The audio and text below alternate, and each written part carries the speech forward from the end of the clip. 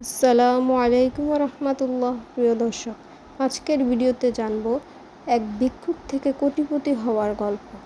এক সময় সে ছিল পথের ভিখারি মানুষ। তাকে দেখতো ঘৃণার চোখে। পেটে ক্ষুধা, মুখে লজ্জা, কিন্তু একটা অভিযোগ ছিল না তার। তার জীবনে পরিবর্তন আসে যখন সে সিদ্ধান্ত নেয় ভিক্ষা করবে না, সে আর পরিশ্রম করবে। সে এক দোকানে কাজ নেয়, দিনে 50 টাকা মজুরি। অনেকে হাসাহাসি করতো, তুই কি কোটিপতি হবি? সে হাসতো কিন্তু থামতো না। প্রতিদিন জমানো টাকা দিয়ে সে চালু করলো ছোট্ট একটি চায়ের দোকান। তারপর একদিন সেই দোকানে বসে সে ভাবলো, আরও কিছু করা যায় না?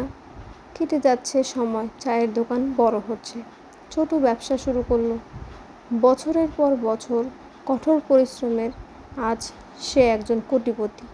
তার নাম আজ সবাই জানে, কিন্তু সে কোনোদিনও নিজের অতীত ভুলে যায়নি। সফলতার সংজ্ঞা কারো থেকে পাওয়ার দরকার নেই। যদি আপনি নিজের ভিতরে বিশ্বাস রাখতে পারেন, তবে অসম্ভবও সম্ভব হয়ে যায়। এই গল্প কোনো কল্পনা নয়, এটা একটা বাস্তব মানুষের গল্প। আরও এমন হাজারো মানুষ আছে যারা প্রমাণ করেছে পরিস্থিতি নয়, মনোবল মানুষকে বড় করে।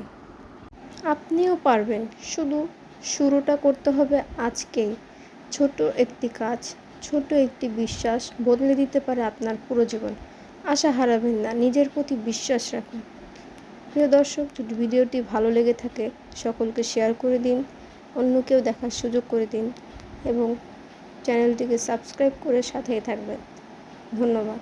দেখা হবে আবার পরের ভিডিও।